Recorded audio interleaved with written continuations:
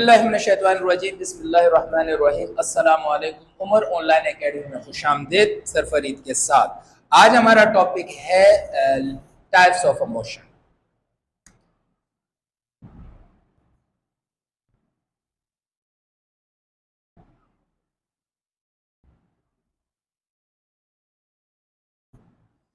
आज हमारा टॉपिक है टाइप्स ऑफ इमोशन। ये है आपका फिजिक्स का चैप्टर नंबर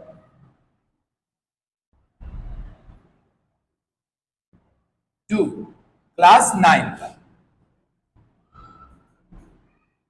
आज हम इसको समझेंगे टाइप्स ऑफ इमोशन को, कि टाइप्स ऑफ इमोशन क्या होते हैं और कितने किस्म के होते हैं और कौन कौन से होते हैं। इन सब को आपने समझना है और जो भी क्वेश्चन हो आपने कमेंट्स के जरिए मुझसे पूछना है और आपने लाइव में पूछना है। सही है बेटा? तो आइए हम टाइप्स ऑफ इमोशन को स्टार्ट करते हैं। सबसे पहले मैं आपको ग्राफिकली टाइप्स ऑफ इमोशन पढ़ाता हूं। सही, हमारे पास पहले जो सबसे पहली टाइप होती है इमोशन की, उसे कहते हैं ट्रांसलेटरी मोशन।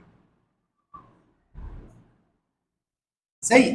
दूसरी मोशन है आपके पास रोटेटरी मोशन। सही। और अगली है आपके पास वाइब्रेटरी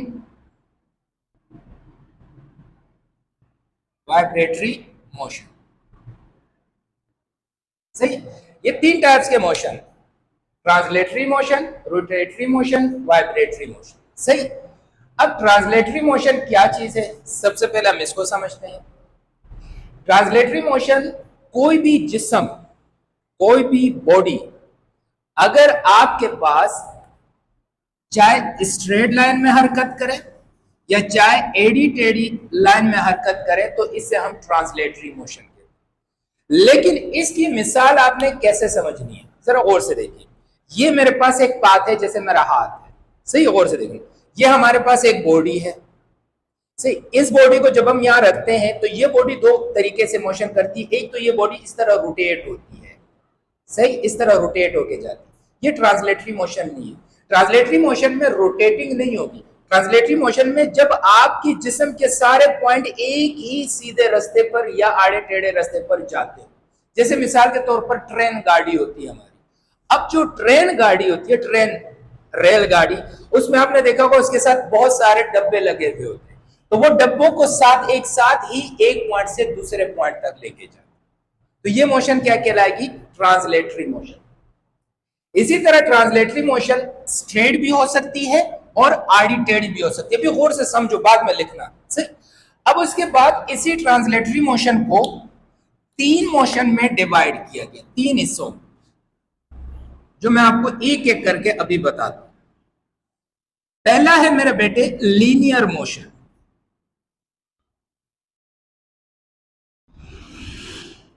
सही है। दूसरा है आपके पास सर्कुलर मोशन।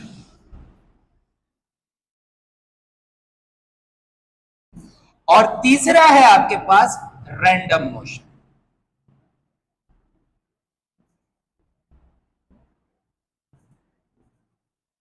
समझ में आ रही है बात? यहां पे पहला क्या है? Linear motion.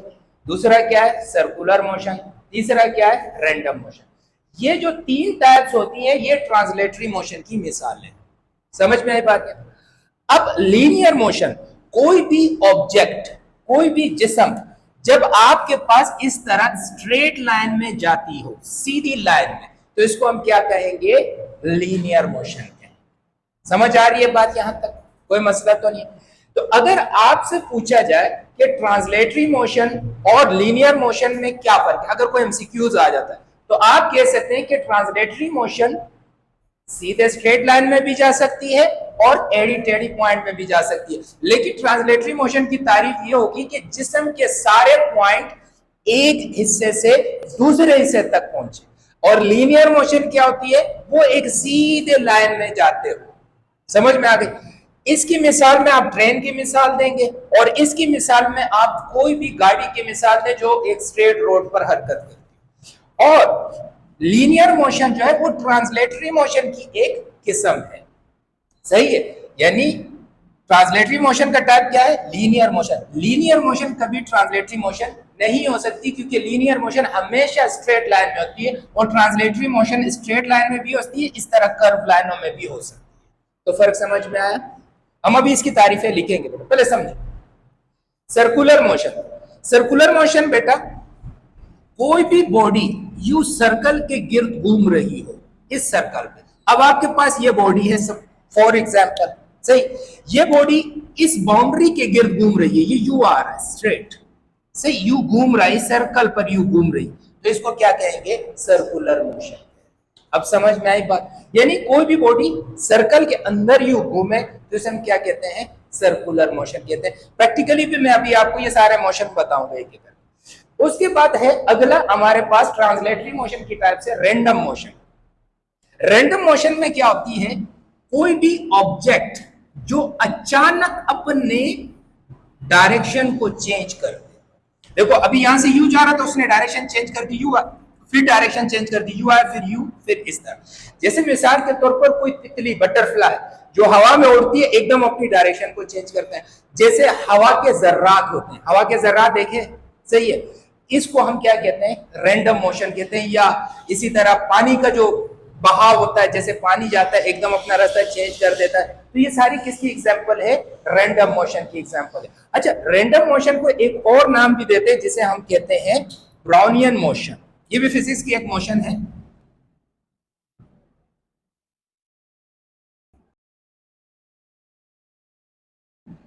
अब ब्राउनियन मोशन वो मोशन होते हैं जो उन जर्रात होता है जो हम आम आंख से नहीं नजर आते, छोटे पार्टिकल्स का जो मोशन होता है, छोटे से स्मॉल पार्टिकल जो आम अंदाज से हमें नजर नहीं आता, उसे हम क्या कहते हैं? ब्राउनियन मोशन के।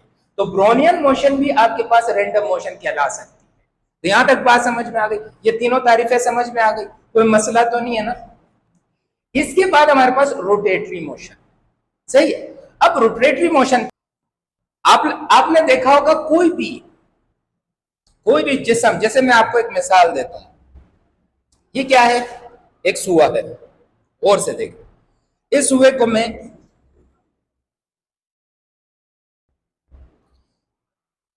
मैं इसमें यू घुसाता हूं, ये निकल, सही है, सही। अब ये है, क्लियर हो गई? ये कहलाएगा एक्सिस। ये क्या कहलाएगा? एक्सिस। ये जो आपको सुआ नजर आ रहा है, ये जब यू हरकत करेगा ना, ये गेंद, ये हरकत कर, ये गेंद किसके गिर्द घूम रही है? इस पॉइंट के गिर्द घूम रही है। तो इस पॉइंट के गिर्द इसका घूमना जो होता है वो क्या कहलाता है? Rotatory motion. तो रोटेटरी मोशन का हमेशा एक एक्सिस पॉइंट होता है जिसके गिर्द वो घूम रहा होता है। आपने देखा होगा एक गाड़ी का टायर होता है, गाड़ी के टायर में इस तरह एक एक्सल लगा हुआ होता है, वो एक्सल के गिर्द इस तरह घूम रहा होता है, सही, यू जा रहा होता है, यही है ना? तो उस टायर की एग्जांपल क्या है आपके पास? रोटेटरी मोशन, सही। अब इसकी दूसरी मिसाल क्या है? दूसरी मिसाल इसकी ये है कि जैसे मिसाल के तो लाटू, इस तरह लाटू बना हुआ होता है, अगर आप लोगों ने गौर से देखा होगा, इस तरह का गोल सा लाटू होता है, उसमें इस तरह का एक कील लगा होता है, और ये इस तरह मूव कर रहा होता है गोल गोल। आपने देखा होगा ना, जब हम लाटू खेलते हैं वो रस्सी से यू बांध बांध के और उसको यू फेंकते हैं तो वो गोल गोल घूम रहा होता है। या जैसे हम आम जबान में चरखी कहते हैं, चरखी को यू घुमाते हैं तो चरखी अपनी मैवर के गिर्द यू घूम रही होती है। तो ये किसकी मिसाल है आपके पास? Rotatory motion. इसी तरह इसकी जो दूसरी मिसाल जो मैं आपको बता रहा हूं, जैसे कोई साइकिल है, उसका जो रिम है, सही है ना, जिसको हम व्हील भी कहते हैं, सही। अब ये व्हील इस मेवर के गिर्द घूम रहा है, तो ये इसका एक्सेस पॉइंट कहलाया। जैसे मैंने आपको बताया कि इस सुए का, इस गेंद किसके गिर्द घूम रही है? इस सुए का, तो ये इसका एक्सेस पॉइंट कहलाएगा। तो इसी तरीके से लाटू इस पिन के गिर्द घूम रहा है, तो ये इसका क्या कहलाएगा? एक्सेस पॉइंट कहलाएगा, सही, जिसके गिर्द वो घूम रहा है। तो क्लियर है? अब आपसे कोई सवाल पूछे कि बेटा सर्कुलर मोशन और रोटेटरी मोशन में क्या फर्क है, तो आप बता सकते हैं कि अगर कोई बॉडी सर्कुलर पाथ में मूव करे तो उसे हम क्या कहेंगे? Circular motion. और अगर कोई बॉडी किसी एक्सिस के गिर्द यू मूव करे तो हम उसे क्या कहेंगे? Rotatory motion. दूसरी मिसाल ले लो, जैसे जमीन की हरकत है, जमीन की हरकत घूमती है, तो इसी रोटेटरी मोशन को एक और नाम दिया गया है, इसको आप यू भी लिख सकते हैं कि ये आपके पास ये भी हो सकता है स्पिनिंग मोशन। स्पिनिंग समझते हो?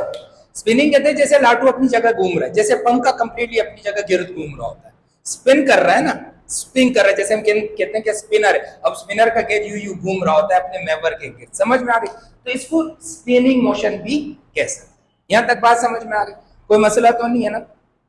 उसके बाद लास्ट हमारे पास तारीफ है वाइब्रेटरी मोशन।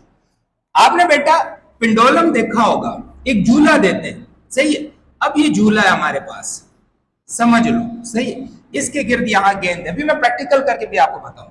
इसको जब आप यहां से खींचते हैं तो यहां पर आ जाता है, इसको मैं डॉट डॉट कर रहा हूं ताकि आपको समझ में। जैसे ही आप गेंद को छोड़ोगे तो ये इस मोशन में यू जाएगा आगे, यहां पर पहुंचेगा, ऐसे ही है ना?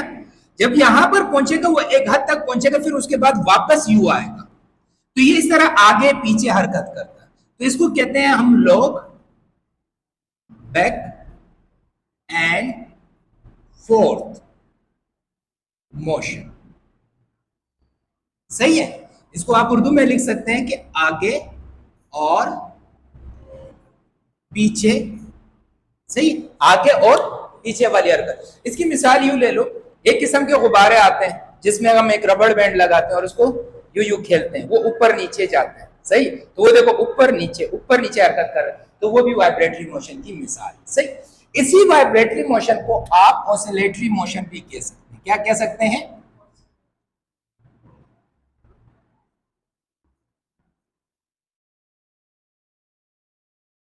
ऑसिलेटरी मोशन भी कह सकते हैं, सही है? यहां तक बात समझ में आ गई?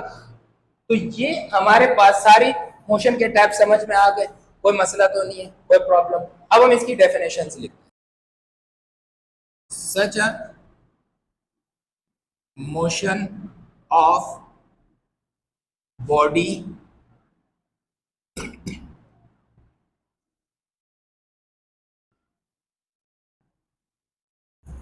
which not rotating but all point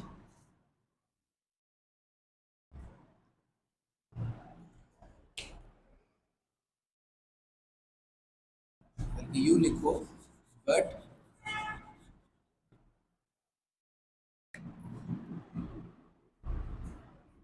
uniformly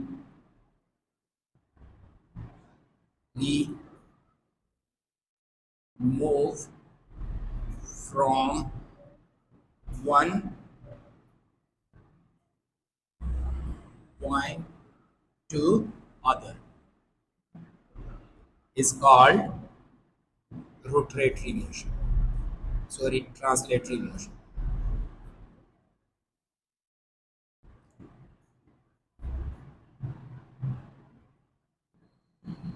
सही है? ये यू भी हो सकता है ये मोशन, और स्ट्रेट लाइन में भी हो सकता है, इस तरह, सही है? अब इसके अगर एग्जाम्पल लिखते हैं इसी की,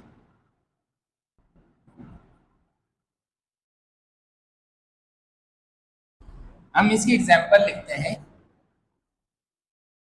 एग्जाम्पल ऑफ ट्रांसलेटरी मोशन। पहली एग्जाम्पल, मोशन ऑफ ट्रेन, सही है बेटा? तो मसला तो, इसी तरह लीनियर मोशन की क्या डेफिनेशन होगी? Body moves in straight line, body moves in a straight line, या the motion of a body in a straight line, सही? इसका लीनियर मोशन। एग्जाम्पल क्या होगा इसका? एग्जाम्पल इसका होगा person walk in the road, straight road या straight line you भी लिख सकते।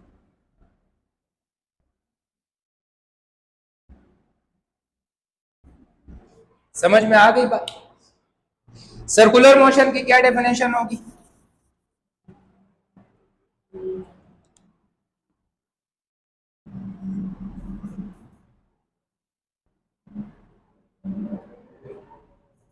सही।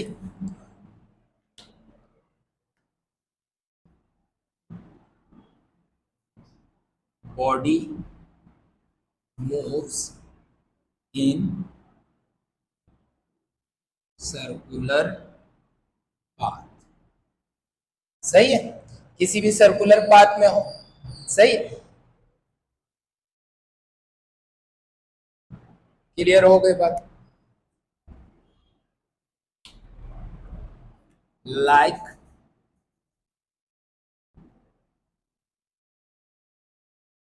अर्थ मोशन अराउंड सन। समझ में आ रही है बात? यहां तक क्लियर है? कोई मुश्किल तो नहीं है? ये तारीफ है, सही। अब अगर रैंडम मोशन की आप डेफिनेशन लिखोगे तो वो क्या मोशन की क्या डेफिनेशन होगी? अगर रैंडम मोशन की लिखोगे, motion of body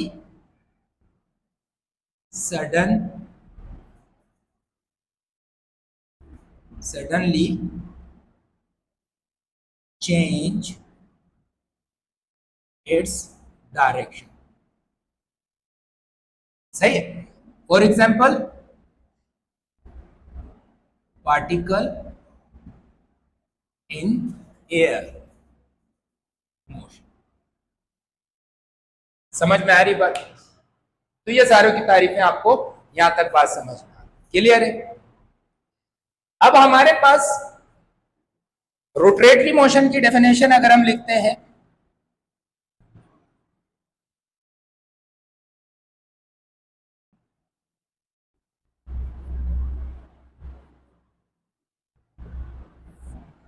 rotatory motion की डेफिनेशन ये होगी,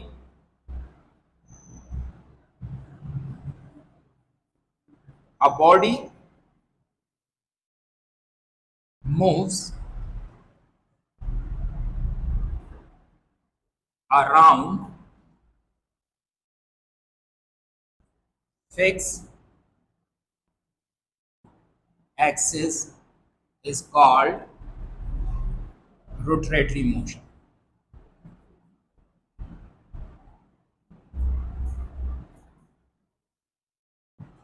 सही। For example, wheel motion, for example fan motion. Clear हो गई बात? है डेफिनेशन समझ में आ रही है? रोटेटरी मोशन की भी आपको समझ में आ गई, ट्रांसलेटरी मोशन की भी आ गई, सर्कुलेटरी मोशन की भी आ गई, रैंडम मोशन की भी सारी डेफिनेशन आपके पास आ गई। लास्ट में हमारे पास रह गया ऑसिलेटरी मोशन, सही है। वाइब्रेटरी मोशन, इसकी क्या डेफिनेशन होगी? Back and fourth motion of body is called vibratory motion। समझ में आ गई? फॉर एग्जाम्पल, पेंडुलम मोशन,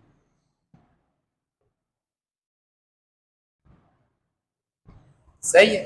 इधर भी आप एग्जाम्पल लिख सकते हैं ईजी लगा के, सही। ये तो हो गया एग्जाम्पल, सही बेटा। ये भी इसकी एग्जाम्पल हो गई और इसकी ये एग्जाम्पल हो गई ई जी लगा के, क्लियर है? तो ये सारी आपको समझ में आई। अब मैं आप चल रहा है, सही। ये मैंने एक जिस्म को यू लटका है, ये गेंद है हमारे पास, सही है। यहां जरा गौर से देखिए, सही। मैंने यहां लेके गया, सही। जरा देखें, और से देखना। अब आपने वहां पे देख के बताना है कि कौन सी मोशन, गेंद यू जा रही है, वेरी गुड। अब समझ में आया, ये कौन सी मोशन है आपकी? Vibratory motion.